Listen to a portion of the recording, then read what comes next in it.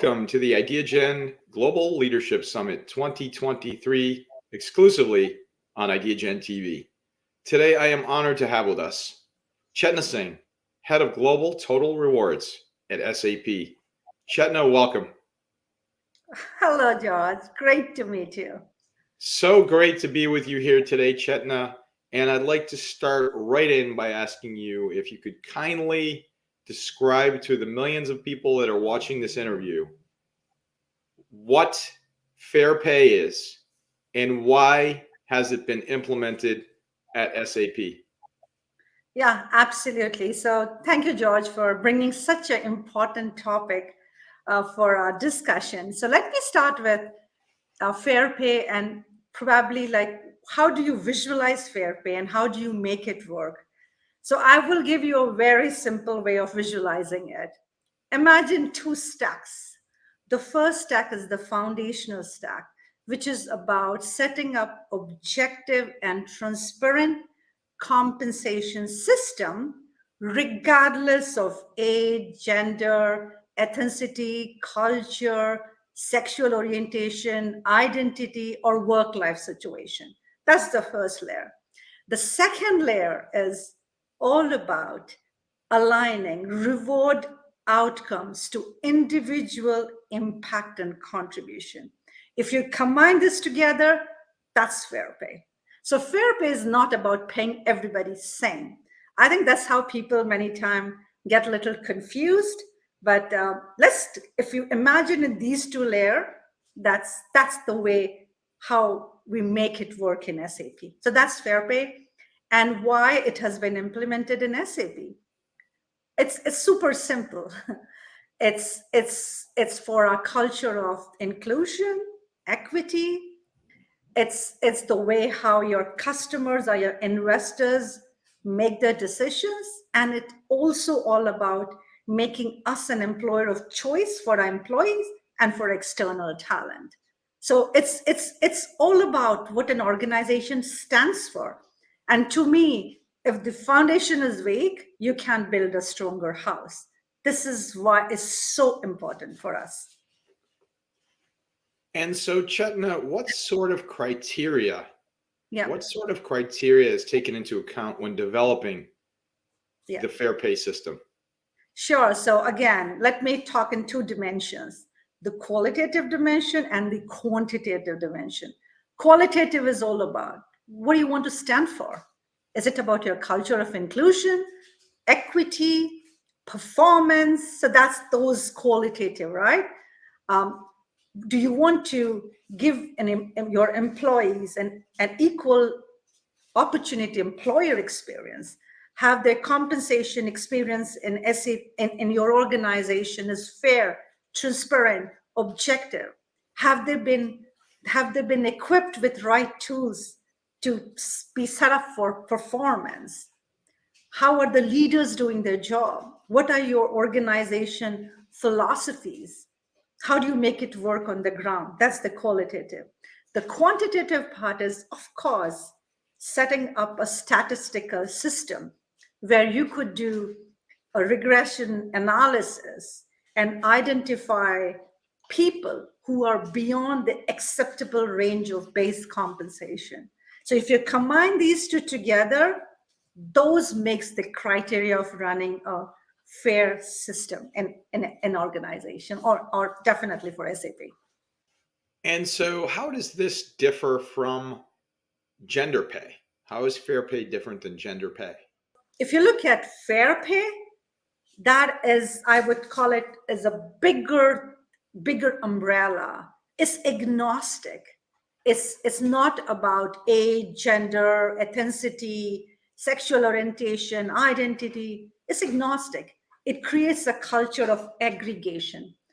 If you say gender pay, you are anchoring on one dimension or one anchor. And I personally feel you create a culture of segregation. So for me, fair pay is for everybody. And that's what in SAP we believe and stand for, and we make it work. Now that's how I put it. I hope I explain in a very simple way. Very simple and very powerful. What actions has SAP taken in the past to Mhm. support fair pay? And what will SAP do in the future? Sure. So fair pay, like any other initiative, right? It's a journey. It's a moving target because we don't stay in a static world. So we have been taking a journey for the last few years, and every year we move the needle. So let's take a flashback.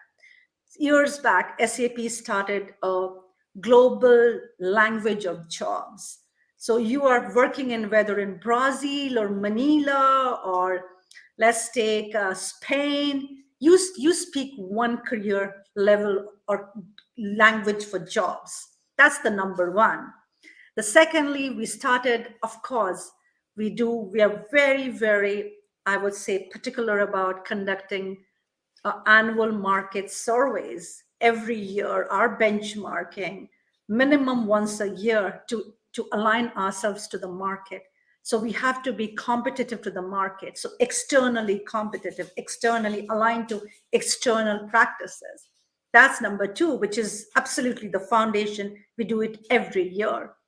One of the great thing that we have done, which is not too common in a lot of companies I know, whenever we align our salary bands to market or change it every year, there will be some employee who will fall below the minimum of the salary band, and we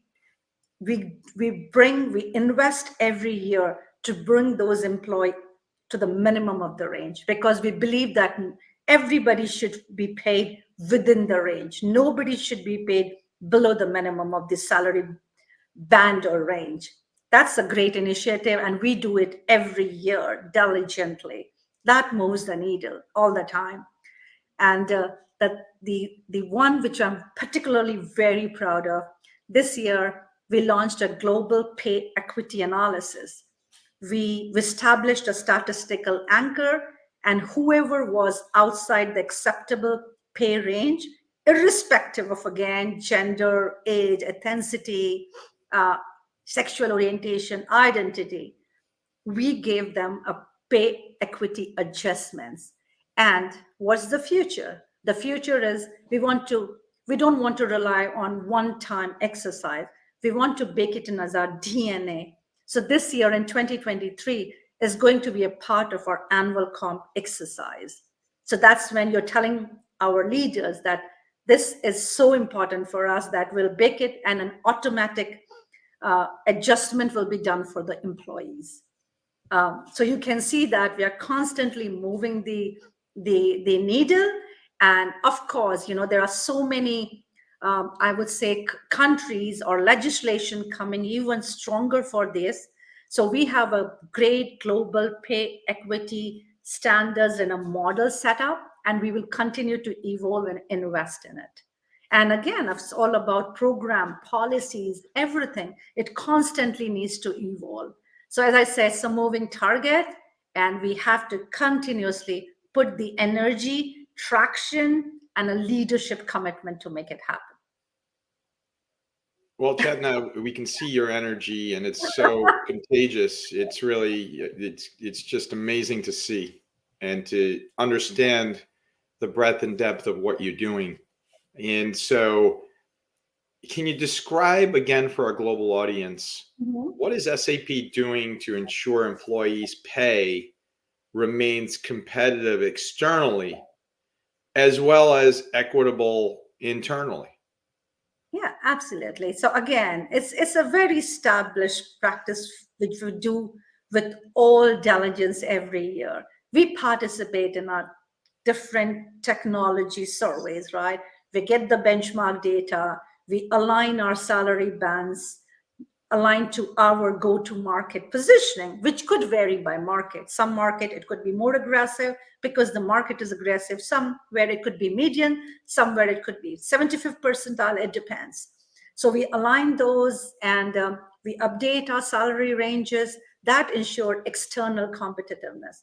But again, internally, as I said, the different jobs are slotted in different salary bands, right? Depending upon how the jobs are also externally calibrated and how they are internally slotted or calibrated. So we pick those jobs and create different bands. So this ensure internal and external alignment. And of course, to top that, everybody is unique. Everybody's impact and contribution is unique. So employees' outstanding contribution is also aligned to outstanding reward outcomes as well. So it's a combination of all that that helps us to retain and motivate our employees. Chetna, that is Yeah. just so inspiring. And so, culture. Mhm. Could you talk a little bit about culture and how it fits into this whole notion of impacting individuals? Yeah, absolutely. I think fair pay is a very, very strong, I would say, principle of philosophy that every organization should stand for. Let me give you an example. So in SAP, we have made our salary band transparent to more than 98% of our employees, barring some legislation nuances. So 98% of employees in SAP can have the access to know their salary bands. What it does, it creates the epitome of trust and transparency to employee. We are not hiding anything. They absolutely know where they stand in the salary bands. They absolutely know if they grow to the next level, what is their earning potential. So that's the power of transparency. So you create a culture of trust. You create a culture of transparency. And most important, there was a time, and I have been in rewards for a long time, there was a time where there was not enough digitalization and knowledge, holding knowledge probably was viewed as power, right? Now, with this all digitalization and disruption, you have all the knowledge available at the tip of your phone, right? You can access different data and different narrative across the world. What it also does is it gets to a point that everybody starts owning their own narrative. So if you are fair, if you are transparent, you as an employer can own your own narrative. There's nothing to hide. You're telling your employee, this is what SAP for a certain job in a certain country will pay. And this is what you will get if you are a great performer. So everything is so powerful. So you have created a culture of trust. You can create a culture of high performance. It's very important because you're saying fair pay also means I will align the reward outcomes to your individual impact and contribution. So here you're creating a culture of performance as well. So that's the power in creating the culture, a culture of trust, culture of transparency, culture of high performance, culture of inclusion, a culture of aggregation. So you can see the power of this narrative. And that's why I'm exceptionally passionate about this topic. Helps? Yeah. That's right. And it's clear, as head of global total rewards at SAP, Chetna, that you have leadership embedded in everything that you're doing. And your focus and your belief and your inspiration of being transparent is such a critical part of that. Could you please describe your specific leadership style? Yeah, okay, that's a great question. I am a very, very passionate leader. I am not scared of failing. I'm scared of not trying. So that's my first thing. For me, I have been brought up by a woman, my mom, which is my role model as well. She always taught us that tough sailing makes a great mariner. So I'm not scared of the tough situation because that takes us to the next level. In our learning, we open our mind. So I am a passionate leader. I am open to ideas and I'm very vulnerable. I chase progress over perfection. I'm full of imperfection, but when I commit, I want to execute it as well. So for me, if I'm obsessed about something and I'm not nimble and I'm chasing perfection, that also derails. So I'm very clear that let's chase progress and be who you are and own your narrative with passion. If you don't stand up for something, you will fall for everything. And for me, it's super important because in compensation role, we touch one of the most sensitive topic for our employee. Compensation matters. Definitely it matters. So we have to be super objective in what we do. We have to be super transparent, and we have to create narrative for our talents so that they totally understand the total value proposition of rewards, which is just not money. I always say that rewards for me is 3C. It's comp and ben, it's career and culture. You can combine all these three, that makes you stay or live or leave any organization, because all these factors interplay at differently depending upon what phase of career you are in. When you're probably in an entry phase, comp is very important. You want cash. You are in that stage. Then after that, you want career. Are you growing? Are you learning? Then culture. That is the magic. That's the secret sauce that holds you to an organization. If culture is toxic, money is great, you're learning, you will not stay. So for me, that's why I always say we have, and that's what we are promoting in SAP, that it's not only about 1C, it's about the 3C. That's how I see it. Well, that is the definition of a leader. You're leading. You're leading with empathy. You're leading with passion. You're leading with culture. You're leading with transparency. And so all of these things don't just happen, right? We all, Yeah. as I like to always remind folks, we all stand on the shoulders of giants, those mentors, Yes. those individuals, sometimes by happenstance, that affected your personal and professional trajectory. Could you tell us, Chetna, who are those giants? Who are those Yes. giants that you've looked up to? And more importantly, how have they impacted you? Yes, absolutely. So first, I would say that um, I firmly believe that a leader is nothing without their teams. That's the first thing every leader needs to realize. And I have exceptional humility and gratitude for my team. They do exceptional work. They translate my vision into reality. So that's for me number one. And I learn from them every day, every moment when I'm interacting with them.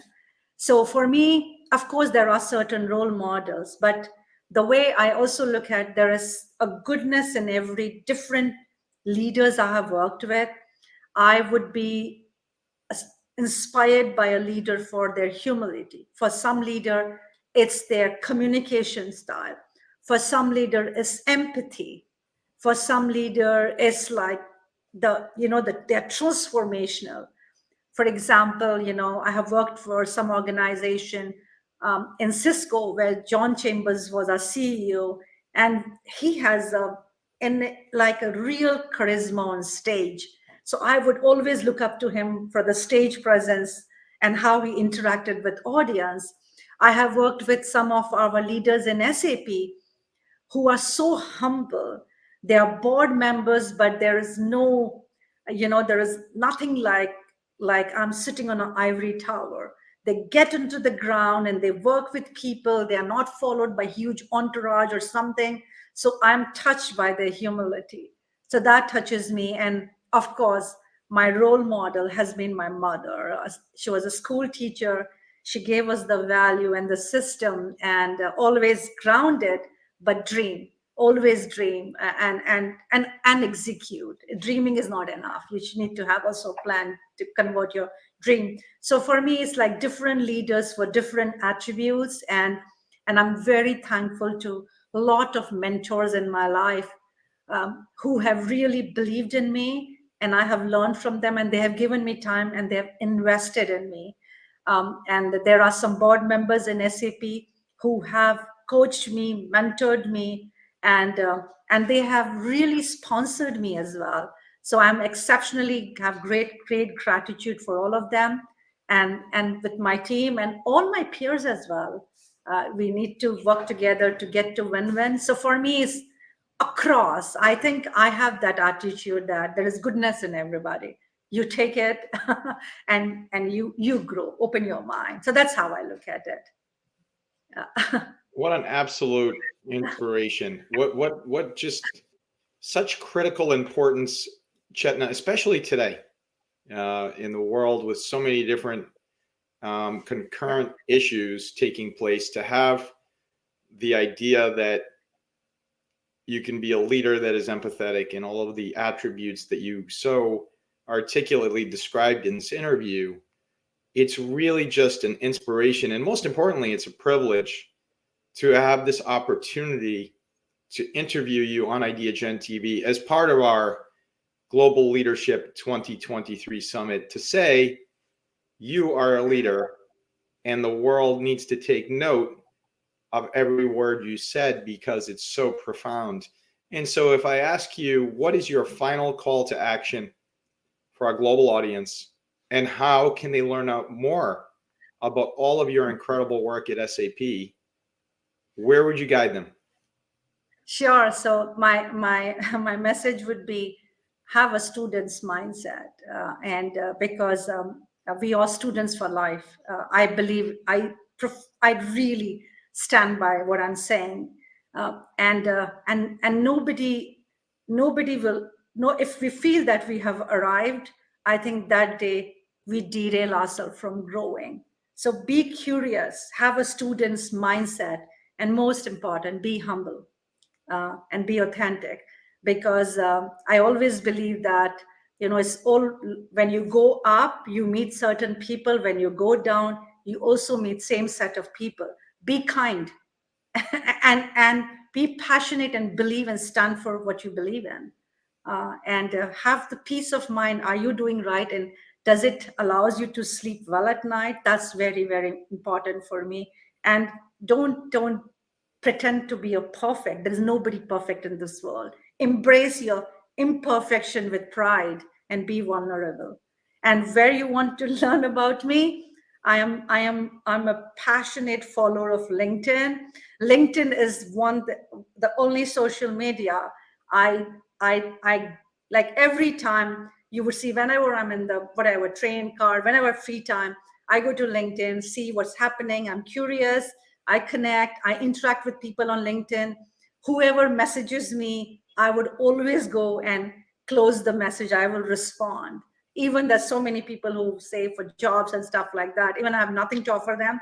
All I can say, hey, try this website or something. But that's very important for me. So it's LinkedIn, and that's it. And what else? And yeah, different conferences and all where I speak. I hope to meet some of you. That's it. Chetna Singh, Head of Global Total Rewards at SAP, thank you for your insights. Thank you for your perspectives. And most importantly, thank you for your leadership and all you're doing to change the world. Yeah, thank you so much. And I really look forward to meet you in person sometime. Absolutely. Likewise, Chetna. Thank you. Well. Yeah, thank you for all you're doing. Chetna Singh, Head of Global Total Rewards, SAP. Thank you so very much. Welcome. Likewise.